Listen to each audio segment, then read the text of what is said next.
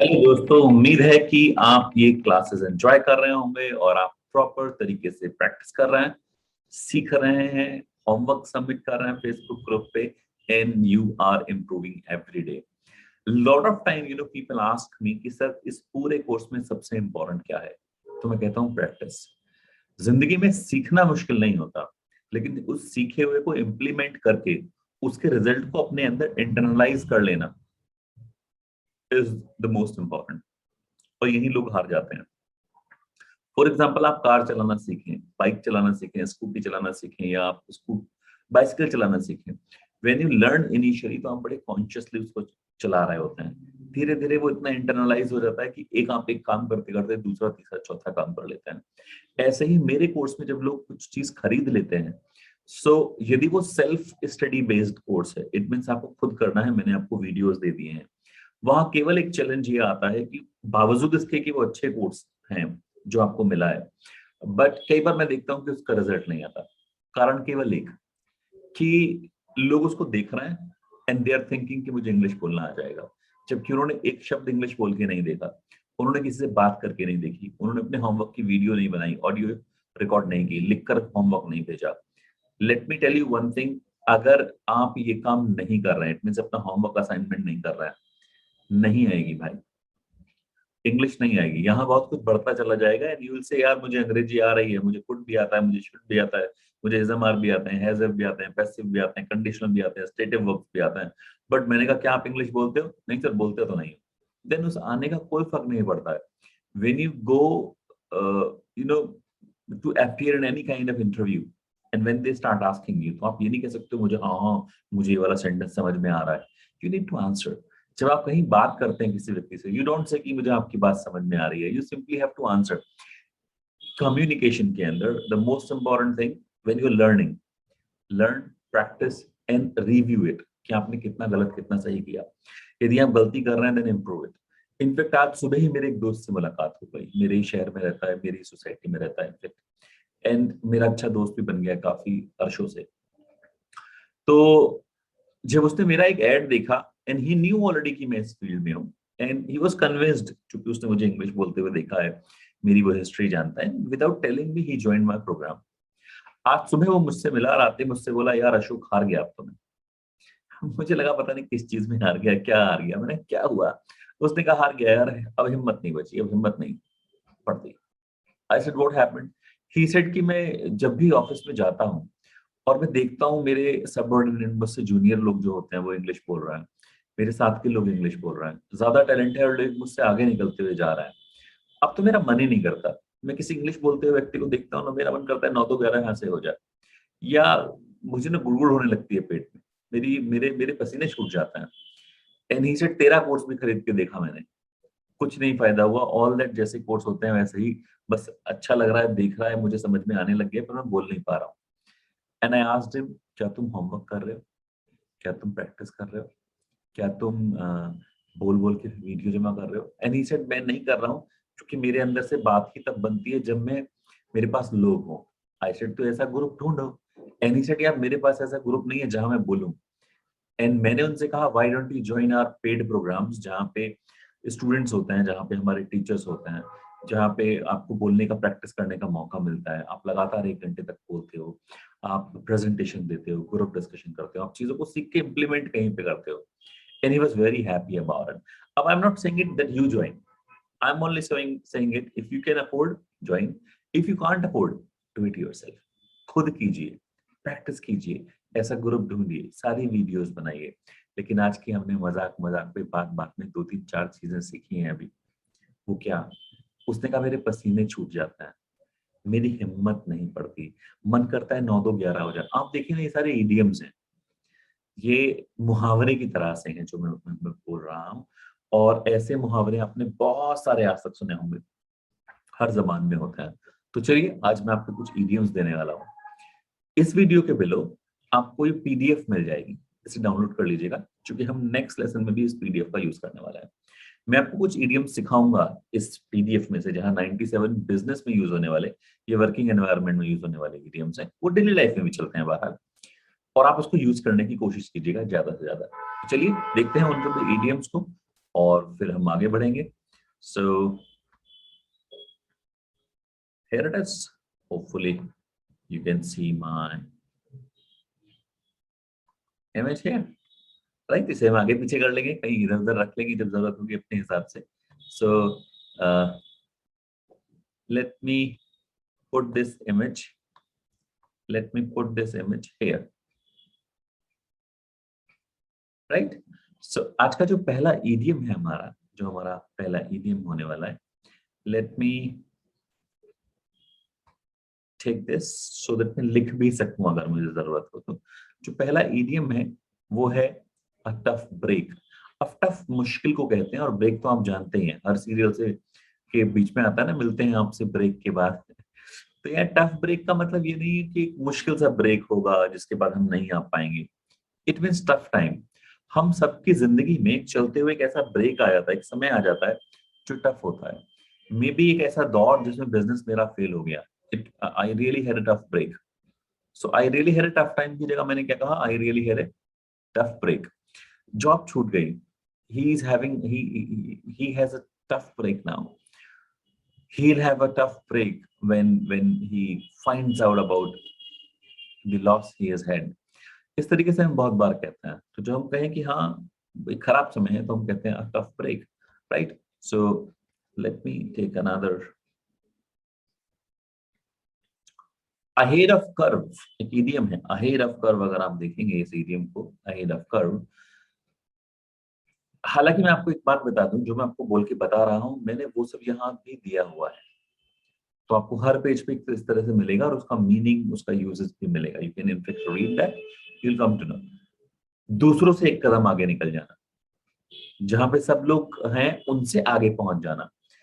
तो to be one step ahead of others और more advance than your competition. Competition does not mean कि खेल में, जैसा यहाँ दिखाया गया, कहीं भी हो सकता है, इन किसी भी केस में हो सकता है. लाइक मैं अपनी कंपनी की बात करूं, we are ahead of curves. Ahead of curve, दूसरे लोगों से बहुत आगे हैं. हम ऐसा बहुत बार इसको बोल देते हैं. अहेड ऑफ द पैक मतलब जो जो जो बहुत सारे लोग हैं उन सब में आप जीत गए, उन सब में आप आगे आए हो. टू बी बेटर और more successful than others in the business world.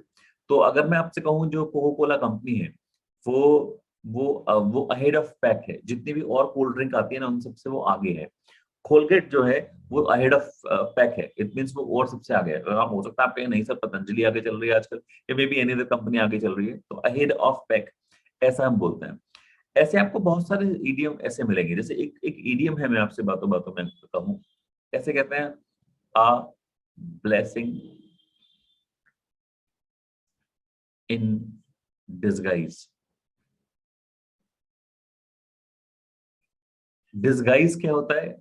Guys कहते हैं वेशभूषा को, जो हम पहन लेते हैं वेशभूषा. डिसगाइज होता है बदल लेना, अपने आप को रूप बदल लेना. आपने देखा होगा, आज तो मुझे मालूम नहीं, लेकिन जब हम छोटे थे मैं देखता था रूप बदल के कुछ भीख मांगने लोग आते थे. बहरूपिया कहते थे उनको, इम्पोस्टर्स कहते हैं उसे इंग्लिश में. तो डिसगाइज रूप बदल लेना. आपने देखा होगा मूवीज में जो आर्मी में लोग होते हैं, डिफेंस में वो लोग होते हैं, वो जंगल में चले जाते हैं और पेड़ जैसे बन जाते हैं या रूप बदल लेते हैं. ब्लेसिंग कहते हैं आशीर्वाद को. एक ऐसा आशीर्वाद, एक ऐसा वरदान आपके लिए जो आपके लिए बहुत अच्छा है लेकिन वो रूप बदल के है, मतलब आपको बुरा लगे इनिशियली. तो कुछ भी ऐसा हुआ जो शुरुआत में तो बहुत बुरा लगा लेकिन असलियत में वो आपके लिए वरदान साबित हुआ. जैसे मैं आपसे कहूँ, एक व्यक्ति ने इंटरव्यू दिया और इंटरव्यू देने के बाद उसकी जॉब लग गई और उसका जो पैकेज था वो few lakh rupees a month था. उसको विदेश जाना था, सारी चीजें पूरी हो गई और जब वो बोर्ड करने के लिए पहुंचा प्लेन में तो किसी भी दुर्भाग्यवश वो लेट हो गया और उसका प्लेन छूट गया. और उनकी कंपनी ने पहले से ये बोला हुआ था कि come in time and this and that, whatever rules they had. अब वो रो रहा है, वो परेशान हो रहा है, कह रहा है जिंदगी में इतनी मेहनत की और देखो नौकरी चली गई, मेरे हाथ में इतना बड़ा मौका आया और वो चला गया. तो अभी क्या लग रहा है, ब्लेसिंग नहीं लग रही उसको. उसको लग रहा है बहुत बुरा हो गया मेरे साथ. और वो शाम तक रोते रोते ऐसे ही बैठा हुआ है, परेशान हो रहा है. अचानक से उसने टीवी ऑन किया और टीवी में खबर आई कि जो प्लेन जिस पे वो जाने वाला था वो क्रैश हो गया है. कोई यात्री बचा नहीं उसमें. और वो लोग उसके आसपास कहेंगे अच्छा हुआ तू नहीं गया, अच्छा हुआ तेरी ट्रेन छूट गई. तो वो बोलेगा यार it was a blessing in disguise. It was a blessing in disguise. मेरे लिए तो ये वरदान बन के आया है. ये जो ट्रेन लेट हो गई थी ना मेरी, या मेरी कार लेट हो गई थी, जो ट्रैफिक जैम था ना यार, जिंदगी बचा ली उसने मेरी. It was a blessing in disguise. ऐसे बहुत सारे इडियम आपको बोलने के लिए मिल जाएंगे। जैसे मैंने आपसे कहा, उसने कहा था मेरी हिम्मत ही नहीं होती, तो इंग्लिश में ऐसे कहते हैं मस्टर, इकट्ठा करना, muster the courage, muster the courage, हिम्मत इकट्ठी करना। I can't muster the courage, उस दिन मेरी हिम्मत ही नहीं हुई पापा से बात करने की। I couldn't muster the courage. और चाहे तो इसको पूरा कर सकते हैं, I couldn't muster the courage to ask my father to tell him everything. ऐसे इंग्लिश में बहुत बात करते हैं। एट स्टेक का मतलब रिस्क में, रिस्क में होना। जैसे मैं आपसे कहूं, जो फौजी हैं वो अपने जीवन को दांव पे लगा देते हैं हमारे लिए, तो they put their lives at stake for us, हमारे लिए, इंडिया के प्राइड के लिए। At risk it means at stake. So मेरा जीवन ना रिस्क पे लगा हुआ है आजकल, my life is at risk, मेरी नौकरी रिस्क पे है, my job is at risk.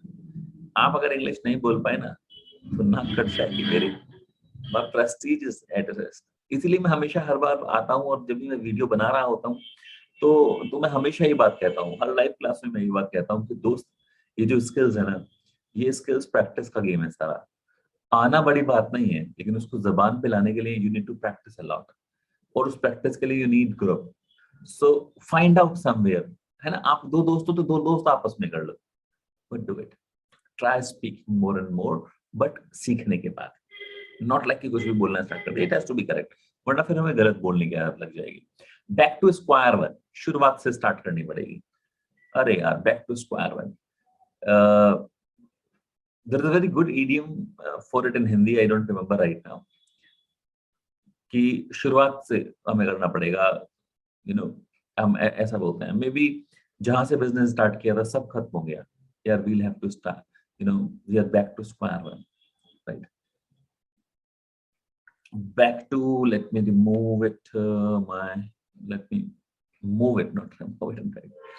Back to the drawing board, कुछ दोबारा से स्टार्ट करने कहते हैं, ड्राइंग बोर्ड पे दोबारा से आ गए, back to the drawing board. Backroom deal ऐसा कहते हैं कि आपने कभी कभी सुना होगा ना, इंग्लिश में बहुत बार आपने सुना होगा कि, इसको ऐसे समझ सकते हैं कि हिंदी में एक इडियम है, हम ऐसे कहते हैं कि टेबल के नीचे, ऐसा बोलते हैं। तो हम इसको इंग्लिश में बोलते हैं backroom deal, under the table, हम इसको बोलते हैं बैकरूम डील। अब backroom deal is an agreement जहां पे लोगों को पता नहीं, हम एक कंपनी में काम करते हैं, हमें नहीं पता है, लेकिन कॉन्ट्रैक्ट किसी को दे दिया गया, not on the basis of intelligence but the basis of पैसा, शोहरत, या किसी की नेक्सस है, तो मे बी बिकॉज एक इन्फ्लुएंसर पर्सन आया, शोहरत की वजह से हमने उसको दे दिया, मे बी कुछ पैसे मिले उसकी वजह से दे दिया, मे बी किसी की सिफारिश आई थी उसकी वजह से दे दिया। तो basically it's a backroom deal, right, हम इसको ऐसे बोलते हैं। और ये पढ़ लीजिएगा, I am not talking about it. Behind the scenes आप जानते हैं, आप किसी चीज को देखते हैं लेकिन असलियत में क्या हुआ आपको नहीं पता। आपको पता पड़ा राम का और जूली का डिवोर्स हो गया, आपको बस इतना पता है, लेकिन इनका डिवोर्स क्यों हुआ, that's the story behind the scene. तो बिहाइंड द सीन आप कई बार बात कर रहे होते हो कि मैं चलो बताता हूँ तुम्हें इसके पीछे का राज क्या है। तो behind the scene, right, making a movie is tough, a lot of effort goes behind the scenes जो है दिखा है। बिग पिक्चर, ब्लू कॉलर हम कहते हैं उस जॉब को जिसमें लेबर जो होती है, व्हाइट कॉलर जो होती है वो जॉब्स, वो काम होते हैं जिसमें आप ऑफिस में बैठते हैं। ब्लू कॉलर अगर आप लेबर वाला हम काम कर रहे हैं तो हम ऐसा बोलते हैं। बाय द बुक का मतलब होता है कि रूल्स के हिसाब से, you strictly follow that rule, right. So she she goes by the book, I go by the book. अच्छा, गो बाय एक अच्छा एक इडियम है, ये भी आपको बताते चले साथ साथ। गो बाय ऐसे भी इस्तेमाल होता है, आई गो बाय माई पॉकेट, मतलब मैं किसके अनुसार चलता हूँ, मेरी जेब में जितना नाम आए, जितने पैसे हैं, आई गो बाय माई पॉकेट। मैं I don't go by my pocket, मतलब उधार उधार बिल ले लेता हूँ ऐसे ही। ये मम्मी के हिसाब से चलता है अपनी, he goes by his mom, I go by my parents, I don't go by my parents, ऐसे बोलता है। इससे आगे की इडियम इससे अगले चैप्टर में हम लोग करेंगे। ऐसा क्यों? क्योंकि it is not about completing these idioms, it is about the assignment जो मैं आपको देने वाला हूं। अब असाइनमेंट ये है, क्या आप मुझे एक कहानी सुना सकते हो? Can you make a story using these idioms? Can you really make an story? Make a story and using these idioms, put some kind of surprise in that, shoot a video and post it on our Facebook group. Don't write. I'm seeing a lot of people are writing, homework कर रहे हैं, वो लिख रहे हैं, भेज रहे हैं. That's good. But वो initial stage में है, 1-2 दिन के लिए. उससे ऊपर आइए ना, ऑडियो रिकॉर्ड कीजिए, उससे ऊपर आइए, वीडियो रिकॉर्ड कीजिए. लिखेंगे तो हैंड राइटिंग इंप्रूव हो जाएगी दोस्त, बोलेंगे तो स्पीकिंग दुरुस्त होगी. प्लीज मेक सम वीडियोस, 1 2 3 4 5 जो भी हैं. अगले लेसन में आपसे मिलेंगे कुछ और ईडीएम के साथ. डू यूज इट प्रॉपरली और best of luck for your vocabulary session. We'll have vocabulary session also soon, right? Do it. Bye bye.